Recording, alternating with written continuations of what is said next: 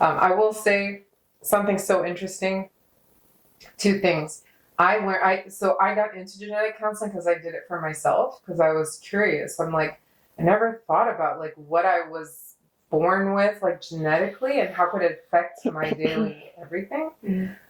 It changed my life. Honestly, I wish I'm not exact. That's why I got full into it. Like I got credentialed in it, and I was like, I will offer this to people because in 2 weeks' time of me removing a certain amino acid, based on my genetics results, I went from like 90% joint pain to like 20% in 2 weeks, just removing one amino acid. And I tested it because I'm like, whatever, these results are whatever. But once I saw for myself that this was legit, I was like, oh my gosh, I've been ignoring my genes. In fact, I actually became more compassionate with myself and how things affect me because I understood I was born with this. Welcome to the Birth Room Podcast, where holy ground meets bare feet and the wilderness of labor enters sacred space. We are your hosts, Sydney Hagen and Nichole Smith. I'm Sydney, founder of Untamed Birth, birthkeeper and educator, mother of 3, 2 of which born unassisted at home. And I'm Nichole, founder of the Rewild Birth Collective, birth servant and herbalist. I'm also the mother to 5 wildly wonderful children who are all born at home. Together, we invite you into honest conversations at the threshold of life, where birth is not a medical event to be managed, but a holy unfolding, raw, reverent, and real, rooted in radical responsibility. The birth room is not one place. It takes many forms. Sterile halls, candlelit bedrooms, quiet tubs, moving cars or crowded clinics, linen sheets, plastic covers, or bare ground. But no matter where it unfolds, birth is holy ground. It is where the veil thins, the breath of God hovers close. In cries and stillness, in pain and power, birth is sacred. Welcome to the birth room. Stories, wisdom, and truth from the edge of life's beginning.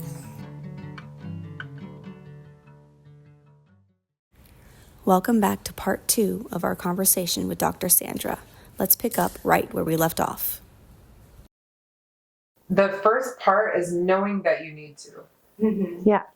I think that is one of the hardest barriers to like penetrate. So we need to start with knowing that we need to know ourselves and understand what our baseline health is, our genetics and things like that.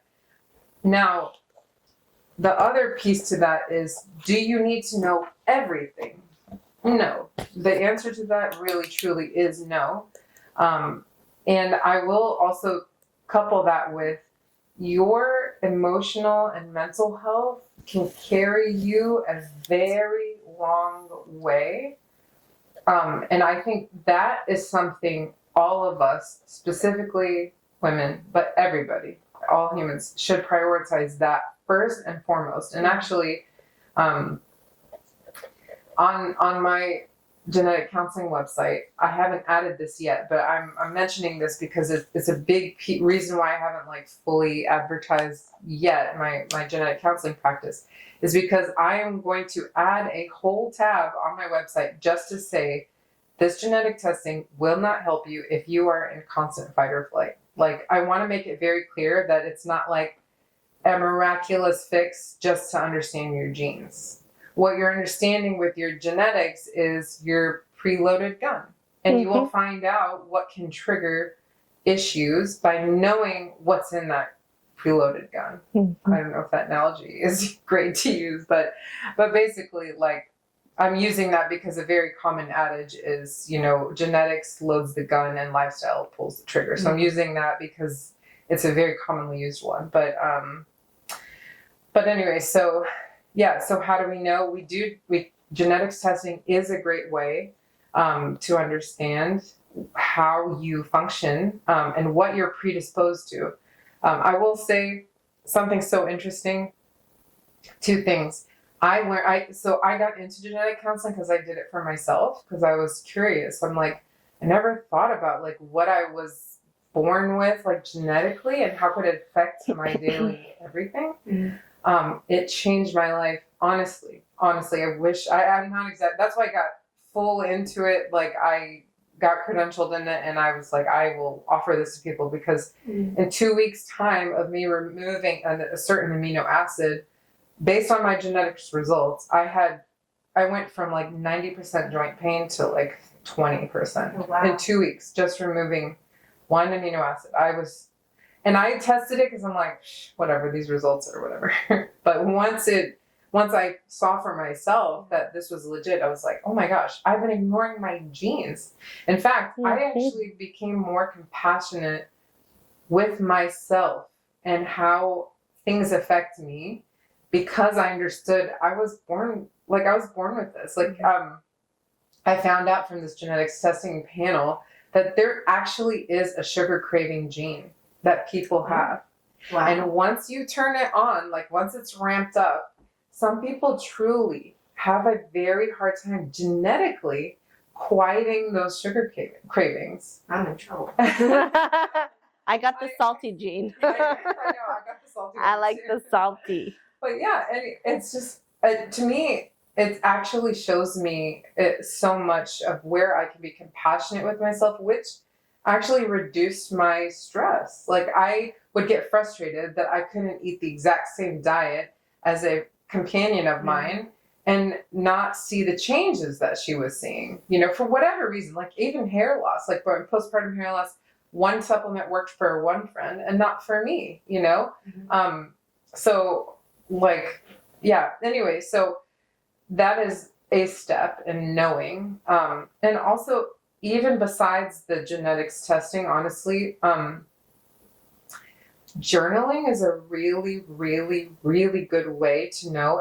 And you can do a food log if you want, food and beverage. I always say food and beverage because people forget that their beverages matter too. Like, so food and beverage, and then also lifestyle things. I haven't exercised in 6 months.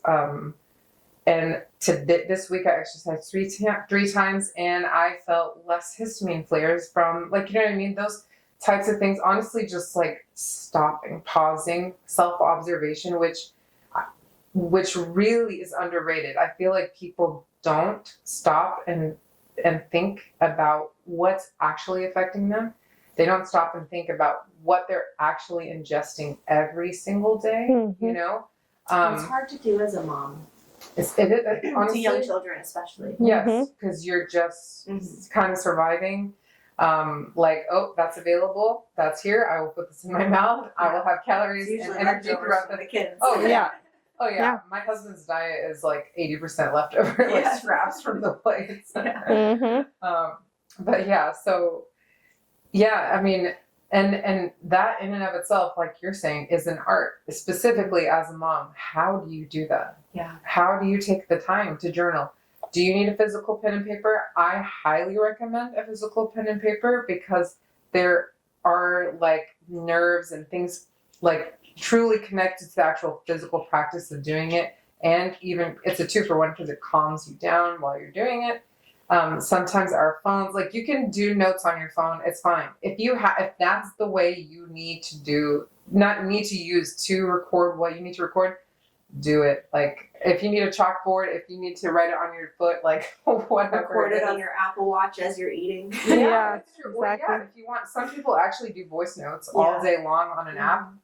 At the end of the day, write it down. Yeah. Yeah. Well, heck, those things now they transcribe it for you. You can just you can just speak into it and it'll write out the notes. My gear or something. Exactly. Yeah. So, But neurologically speaking, not that this is a big deal, but pen and paper, writing it down. I follow a neuroscientist, and this is what I studied in school. But as you said, it turns off stressors in the brain, and it turns on oxytocin, serotonin, all the things that your body needs to relax and to calm. Having that mechanism and that process. Yeah.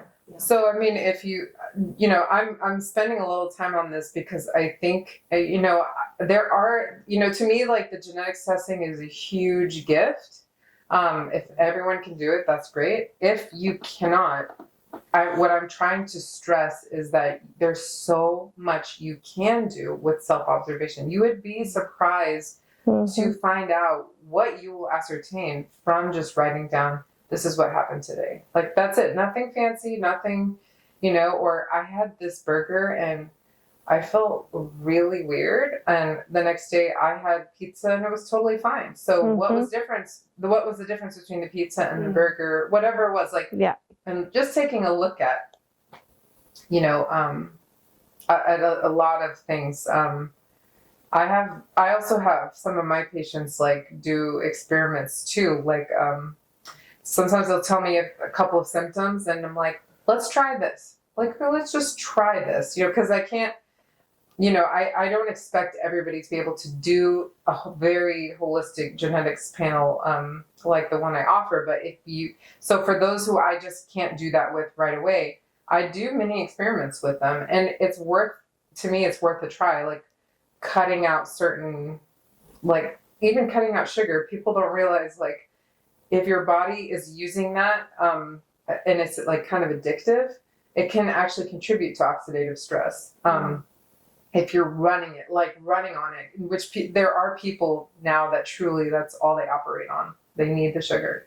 And then the sugar coupled with the caffeine, like you should see the faces of people when you suggest even to stop having caffeine for a while. Like, no, it's very scary. The coffee craze. Yeah, no, it's very scary. I mean, and yeah, anyway, so. I can speak to that. I don't know. I haven't done a genetic panel, but I know that caffeine acts very similarly in my body to when I'm having a gluten exposure, and yet I wake up every day and want my coffee, and I pay for it. Yeah.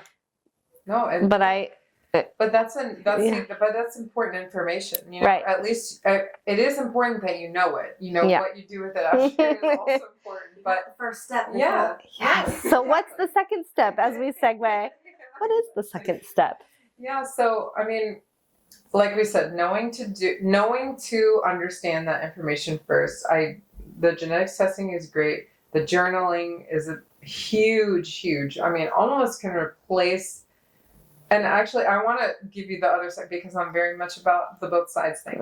Sometimes people who are very anxious, I would say, if I know you and I usually do an intake form if you're going to do a genetics test. If I see a lot of anxiety red flags on that, I actually will not go through with the genetics test. And the reason for that is sometimes people with high anxiety, with more information, all it does is increase their anxiety. And it makes everything work against them.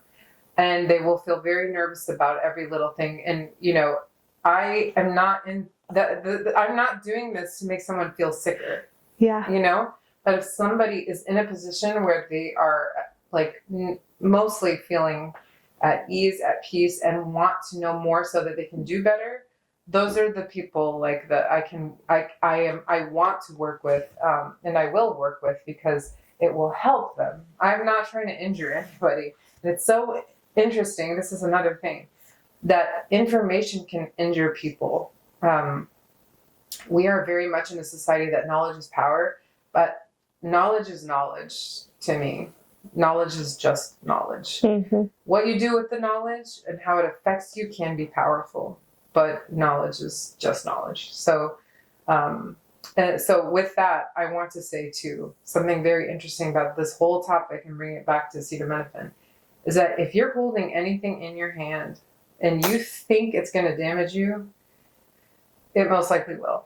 And even if it doesn't physically hurt you, if it's like mint leaves or whatever, and it doesn't physically hurt you, your nervous system can respond in a way where it feels like you are being attacked. Yep. So that's something to keep in mind. We've had this whole vitriol conversation all over nationwide, like about acetaminophen and autism. People now, people who are nervous or who are scared, who maybe don't know all the nuances that we discussed today, would avoid acetaminophen because they're afraid of it now. Is that good? I think mostly it could be very beneficial. It won't hurt your liver. It won't deplete you won't reach for it when you're having ankle pain. Like, this is the stuff that we need to talk about, you know? Because ACOG and other institutions are like, acetaminophen is one of the safest drugs you can take when you're pregnant. Well, that might be true based on the fact that your kid won't have the baby, the fetus won't have a like limb missing or something like that. But is that the bar we're going for? Like, Right. that's not that's not the goal. You know what I mean? There's a lot of things in fetal health, like in prenatal health, that you both know are so complicated and also beautiful and simple all at the same time. So all that to say, like, what you fear will affect you, it will affect you. And what you trust will also affect you as well. So we know that babies in utero who are born to moms who are bathing them in oxytocin every day are going to have a much more regulated nervous system when they're born than moms who are in abusive relationships and in that fight or flight or unknown, or they're pregnant and they didn't want to be pregnant and so they're, angry about it. That baby is becoming who they are based on the hormonal and the bath that they're getting in utero. And so that makes really good sense. Yeah.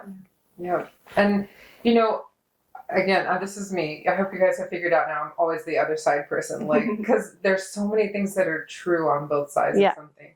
I will say, so I had 4 pregnancies. My first one was a miscarriage. My second pregnancy, my son was born. So I had learned about the oxytocin bathing, after him.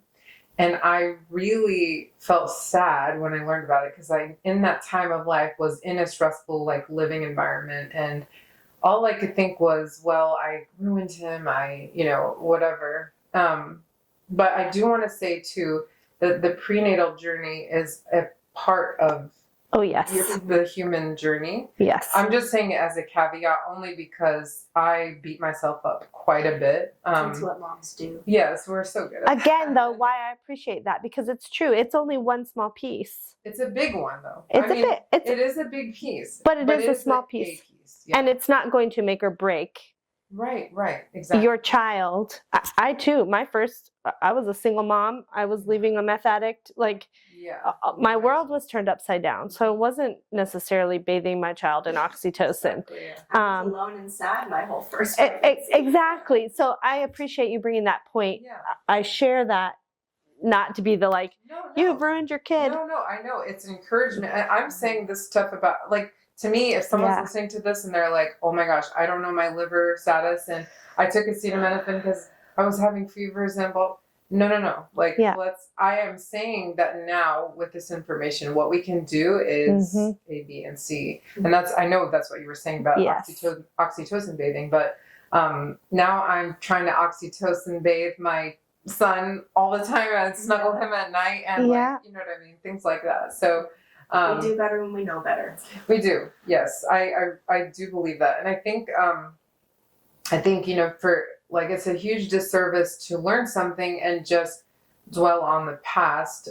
Yes. It won't help. It just won't help. So I'm encouraging all the listeners, that what you learned, if you learned anything that resonated with you in this conversation, is to move forward, like look forward and move forward.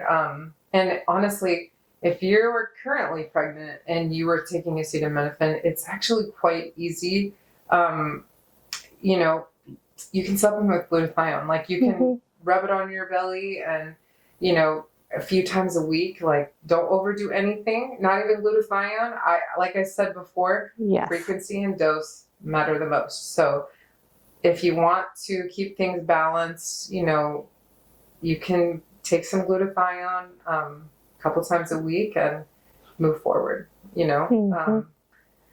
Also, if you can get your hands on organic dandelion root tea, that's really good for liver cleansing, specifically in pregnancy.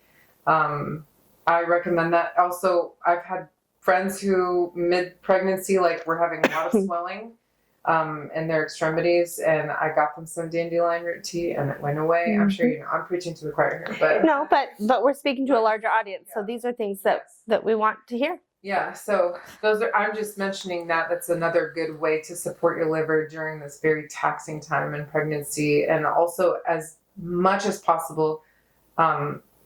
The nervous system, also will impact your liver. So whatever you can do, even if you feel like you're in a dire situation, I like really, really urge you to figure out how you can kind of like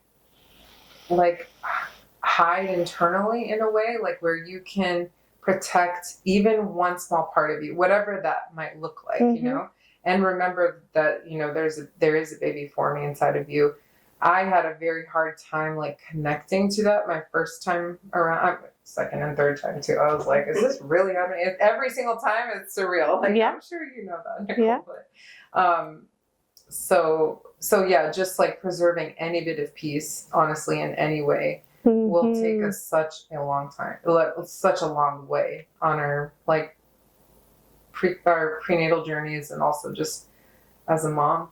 Like, even when the babies are on the other side, protecting that peace. Yeah. Anyway, to me, the way I can do it is my cup of hot tea when everyone's asleep. My tea at night with a book, or honestly staring at the wall. That's how I protect my silence. Literal silence. Like my husband and I just look at the wall and we're like, don't talk. We're speaking in grunts, honestly. Like, there's too much noise and stimulation throughout the day, so it's just like, sip some tea and we go to sleep. So it could be something so simple like that, So can I take you back to, you mentioned Tylenol should be like fourth line.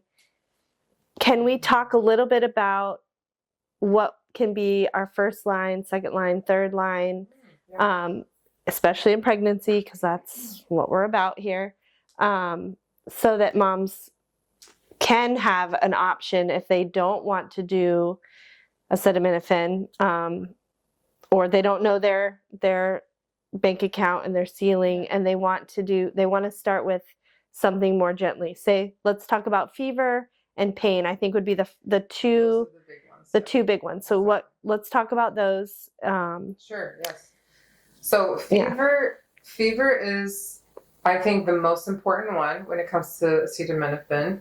And the reason is it is actually a very effective antipyretic. So it's a great drug for that.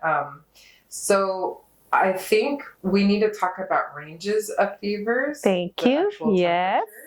Under 100, I'm in the wait and watch situation. And also, like I said, we need to always ask ourselves, why do we have the fever? So, and then the other piece to that is that acetaminophen can help us.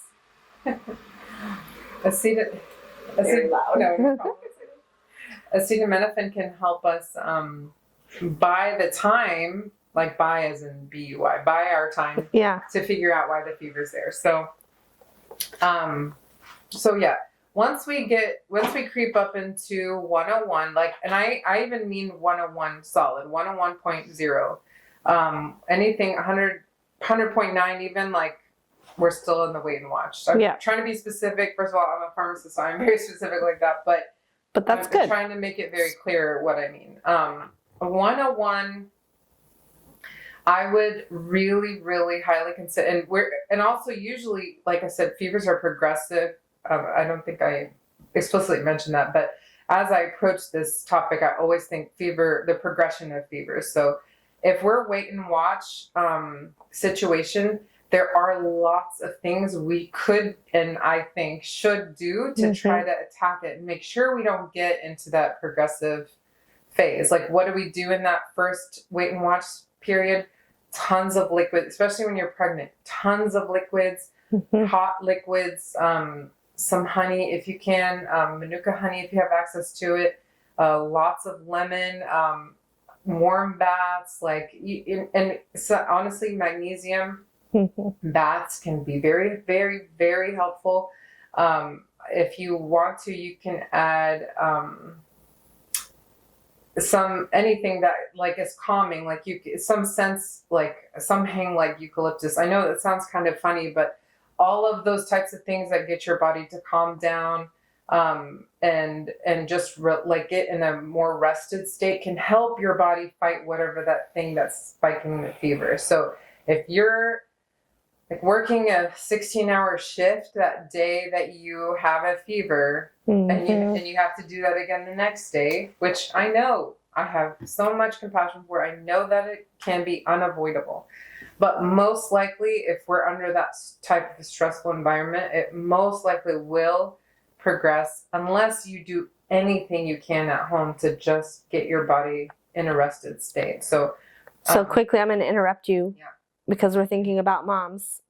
If you're a mom chasing toddlers and you can't or don't want to get in the bath with your toddlers, sit down with books and put your feet in a magnesium bath. Get an herbal bath infusion from your local herbalist. And, you know, there are ways to hack the system. There were many times that I took baths for this exact reason with my children. Okay, guys, we're going to do a glow stick bath. Yeah, pool party. And turn the lights out and, you know, put some twinkly lights and do what we need to do so that we can. That's a great idea. Yes. I need you. Can we have a whole episode on just hacks? Like Mom that? hacks? Like, yes. Hacks like yes. that. Like, Let's definitely. I'll come with plenty of them. I know. Yeah. I'll take notes for that. But yeah, so those types of things, again, these are all like seemingly basic things, but they truly do go such a long way. Yeah. Also, those guys, let me just tell you too, my friends, my ladies, if you spike a fever, please don't have sugar. Like just don't. It's okay. Like you still have life after the fever. And then you can have sugar again, you know what I mean? Sometimes I know how comforting it can be to have your whatever it is that is sweet.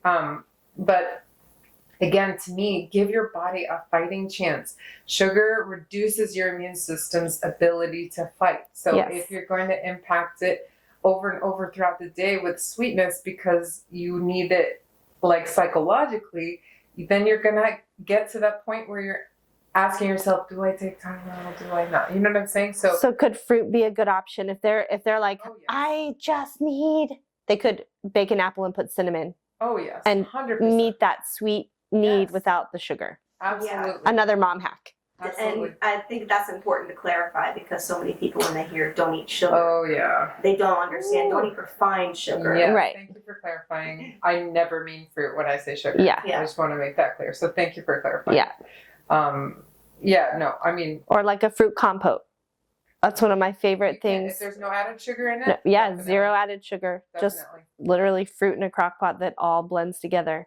And then Greek yogurt on top for protein. Perfect. Yes, exactly. Great option. So, so avoid sugar. Very like all the just so y'all. I mean, I'm just explaining just in case somebody doesn't understand. There's a lot of things that people say to do, but we don't understand like why we're actually suggesting it. But the hot fluids piece actually is so important, specifically when pregnant, but I do it for anybody with a fever, is the flushing part of the hot water. So, so heated water really is quite anti-infective, like, and it is so powerful.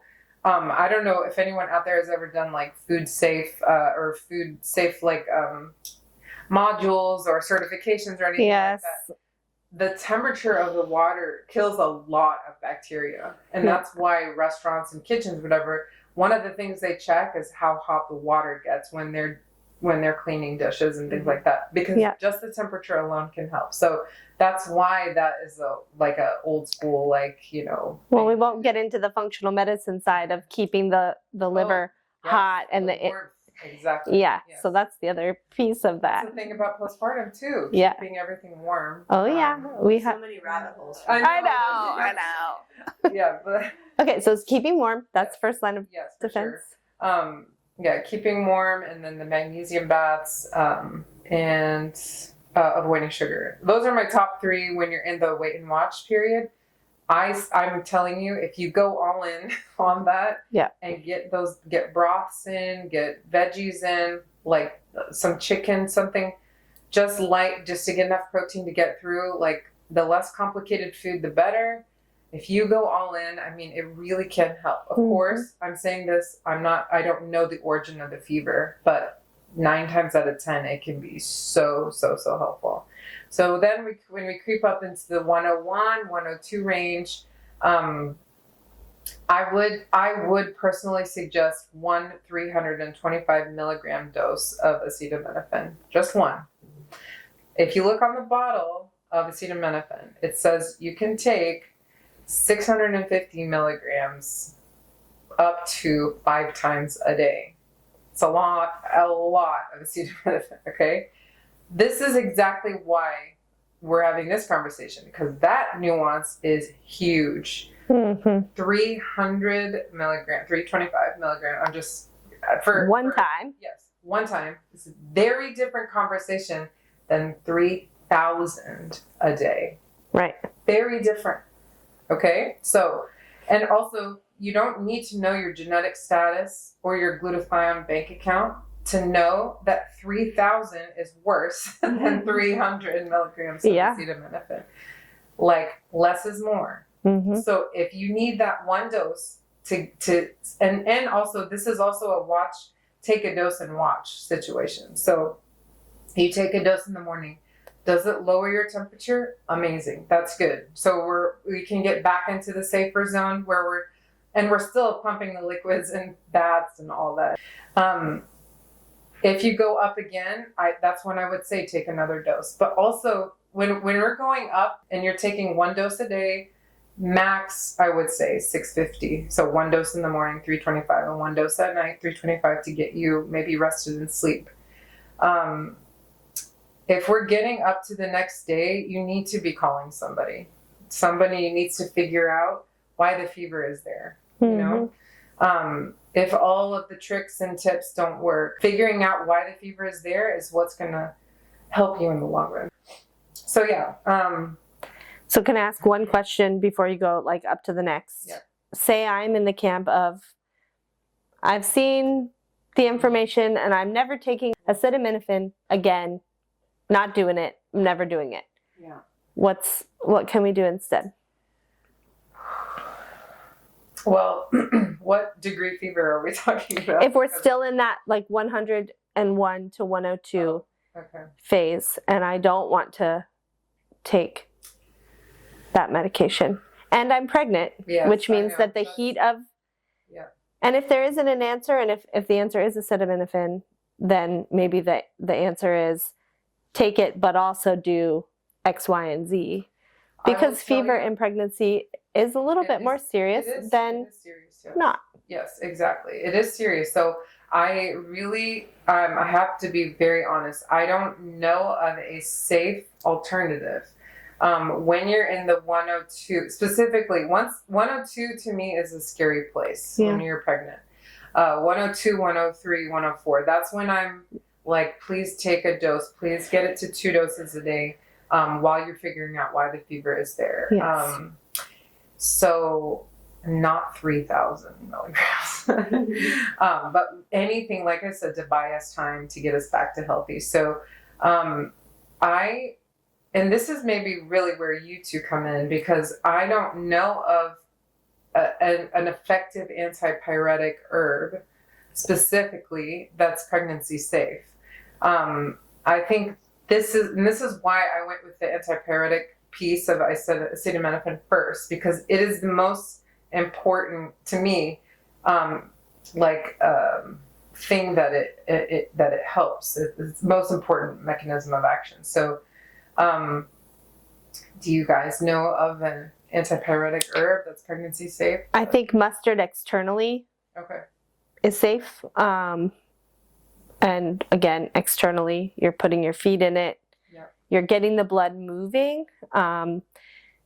Rest, but also oxygenating the blood. So I would say, get up, get outside, take a walk. You know, if you're at a place where you can't move, then at the very least, you know, move and bend your legs, but getting your blood circulating and moving is going to be really important. Does the wet socks thing work? Is it just kids? I've never tried it myself. I've never done it. And again, not knowing the source of the fever, right? I have lots of tricks that are safe for viruses, for bacterial, for ...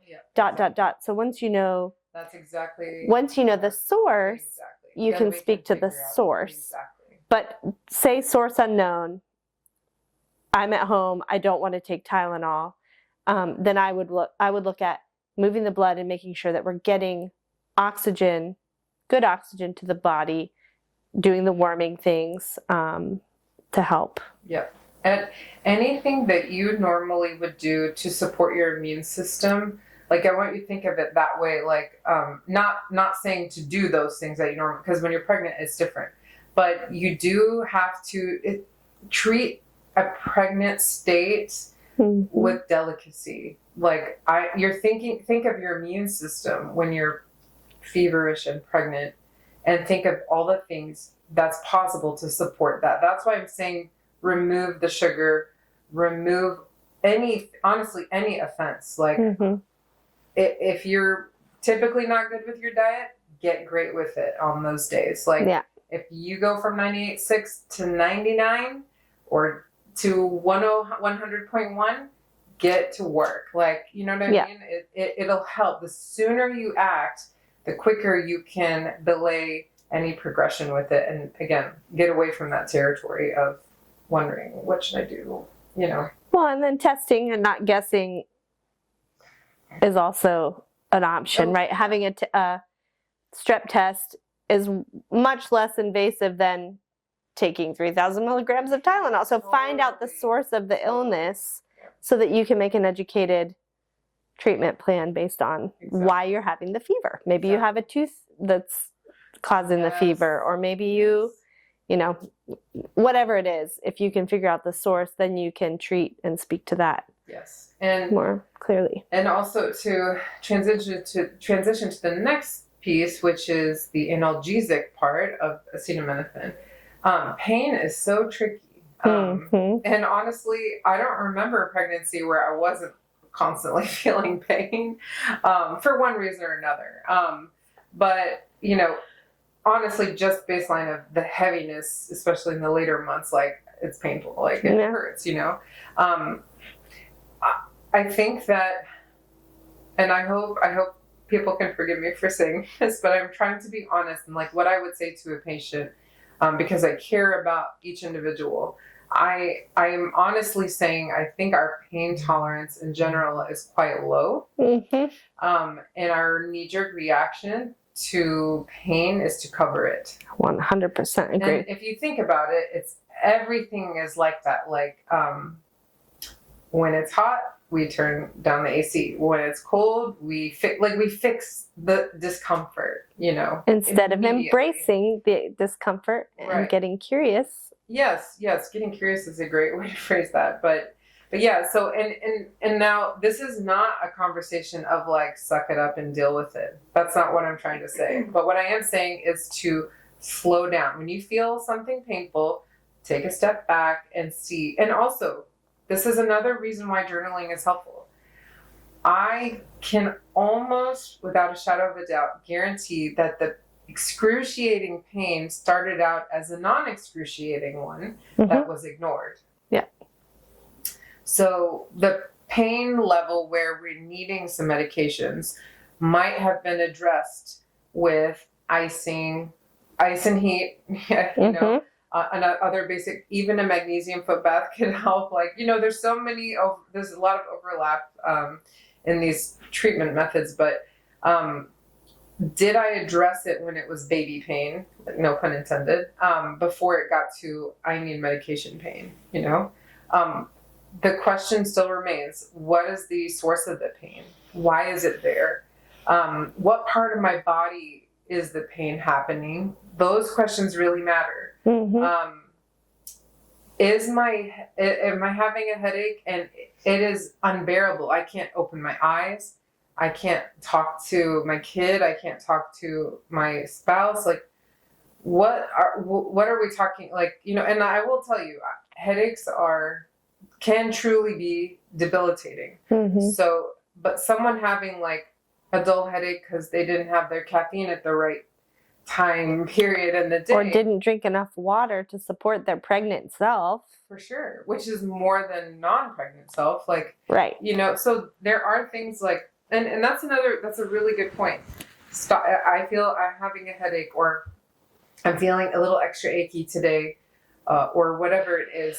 What did I eat yesterday? Like, yes. Let me look at my journal. Oh, I just had boxed and bagged things all day long, you know. Let me try a whole food day today and tomorrow and see if that improves. That's another thing too. Like, time in the very beginning, at the origin of like any pain source, and experimenting and going back again to basic things that are important can help us understand too what is helping and what is not at all. So it's a good mini experiment. If you have the luxury of experiencing like baby pain before it becomes excruciating, you know, that's where you have that wiggle room to figure out, okay, you know what? I had 0 fiber for the past 3 weeks.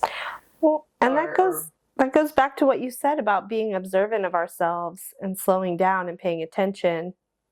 We can get to know ourselves in a way that we've never known before. Totally. When we take that time. I just had an experience yesterday driving with my newly permitted driver. Oh no. And I've had a theory about something in my body, about my neck. And I was already at like heightened fight mode. And then I got into the vehicle and she's, you know, driving a little crazy, and instantly I am in searing pain in my neck. Well, it's where my tension and my nervous system is like, help. Yeah. But I've been able to make that connection because I've been observing this trend. And yesterday I was finally like, oh, that's what's triggering. There it is. And now I can figure that out. And so I can now backpedal and say, okay, what do I need to do to not get to this point? Yeah. And this is so good too, because the nervous system, again, will play a huge role when it comes to pain. Pain is very subjective, and I have to honor that as a clinical like practitioner. I have to honor how subjective pain is, because what I can tolerate may be very different than what you tolerate, and you might be able to tolerate pain in a specific part of your body better than I can. Like, maybe I can handle foot pain, but you can handle shoulder pain better than me. Something like, I know that sounds so silly. I liken it to teacups and punch bowls and different, right? We all have a different container that we can hold. Exactly, yeah. And different, like, cracks in the container, right? Like, exactly. You might leak in one area and I leak in another. Yeah, so, exactly. So all those things have to be honored. Like, that's another thing. Like, people bashing each other online about pain and like, oh, just suck it up when you're pregnant. Like, okay, please sit down and realize that, like, when you're pregnant, before, with or without being pregnant, like, everyone's pain tolerance is so different. Also, your pain tolerance in a very stressful time of your life is different than when you're calm and relaxed, happy, 100%, with other people that love you. Like, you might be able to deal with pain 10 times better when you're in a loving relationship than when you're not. We talk about this in our pregnancy, right? The fear, pain. Yes. Fear, tension, pain. I was like, fear, what's that middle one? Tension, pain cycle is, and it's all related to our nervous system. Exactly. So, really, like, man, this, like, again, I can't say this enough. This conversation of pain and just illness, immune system, taking those things, removing them from one's emotional health and mental health and spiritual health is not going to give a complete path forward. You know, it won't. So respecting and honoring each of those components of yourself as a human being will help you overcome what and this is why people like you are important in the whole journey through pregnancy and postpartum and the delivery also itself. Because you know what? Sometimes we're not in a place where we can self-identify these issues. And if we have somebody walking with us from the beginning, maybe even preconception, who have reached out to you and you've been walking with them, you can say, friend, I'm a mirror for you right now, and I want you to know that this seems to not be working for you, whatever that thing is. Yes. And, sometimes it's hard to hear that. But the ones who really value having that mirror when they can't see for themselves will benefit greatly from that. Having people like you walking alongside the whole journey. And also kind of an objective observer, understanding too, like, oh, this woman didn't realize that once this thing happened in her life, her pregnancy symptoms became way worse than it was before, or something like, she's just thinking, oh, I'm progressing in my pregnancy and things are declining. But no, I actually had a very hard time with my mom passing away, and now everything hurts because pain is psychosomatic. Yes. Oh, that's a whole nother podcast. I'm just giving y'all a bunch of topics because I want to benefit from them too. Yeah. But anyway, so we are coming up on 2 hours. Is there any other burning information that you wanted to share? Did you have any other burning questions? No, I think I wanted to just touch on the alternatives. If you have swung the other way and you're like, I'm never taking acetaminophen again. I think it's important to know what I gathered was know the source of your fever or your pain, and then let acetaminophen be your third, fourth line. It doesn't have to be the first line. Let's look at the whole person. Let's support the whole, and that's not just mind and body, that's spirit. That's your emotions, your internal makeup, your external makeup. And then I want to make sure that we just tell people where they can find you if they want to. You can look me up if you Google genesis-rx.org. That's the name of my genetic counseling organization or company or whatever. And that's just you can Google, or if they have your email address on the podcast, then Nichole can send you the website too. But you can easily look at everything that it tests for. Genesis RX is the name of my counseling thing, and I named it that as I was alluding to get back to the basics, like the beginning of our health, which are a DNA, and there's extensive information on the website of what it tests and how the results are read to you, and and you can also email me. My email address is on there. It's Sandra@genesis-rx.org, and you can email me if you have questions or anything like that, and I'd be happy to help. We'll make sure to put all that information in the show notes too. Okay, awesome. Thank you. Yeah. But anything else to? Honestly, the biggest takeaways I hope people get from this conversation is that your nervous system affects everything. How you view something will affect how you respond to it. Frequency and dose matter the most, not just for acetaminophen, for everything. Yes. Specifically when you're pregnant, frequency and dose. Even your tea, whatever herbal tea you're drinking every night. I say that all the time. We do not have to take the whole bottle of something or drink 5 quarts of Nora tea, right? Exactly. Let's consider what we're doing it for, and then let's dose it based on that. Exactly. And I'm a drop tincture herbalist, so I'm like 2 to 3 drops. Let's start there. We don't need a full dropper full. You don't have to be taking the max.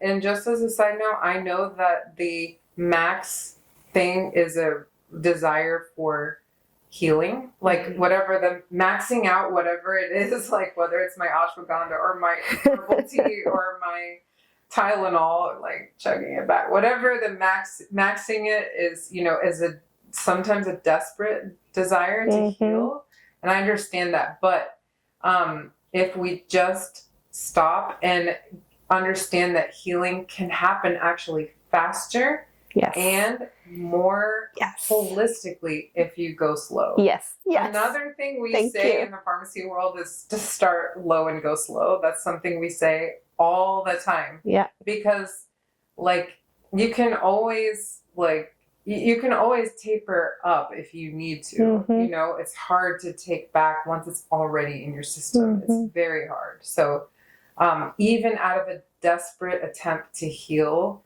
please go slow. That's a big thing I have to say. I think if we liken it to the plant world, you know, flowers grow quickly, but they also wither quickly.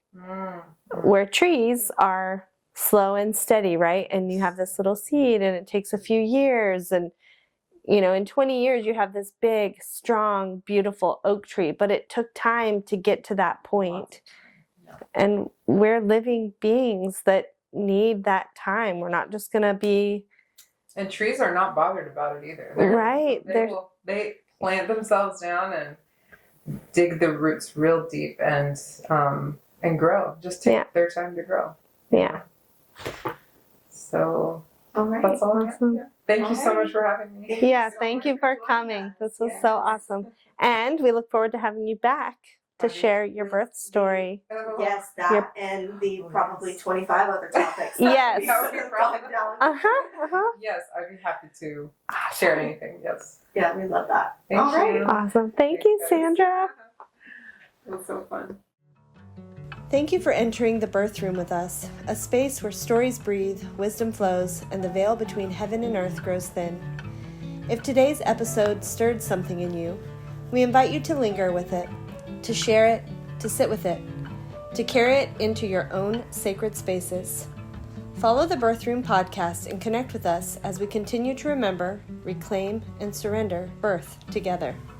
Until next time, walk gently, surrender wholly, and never forget, birth is holy ground.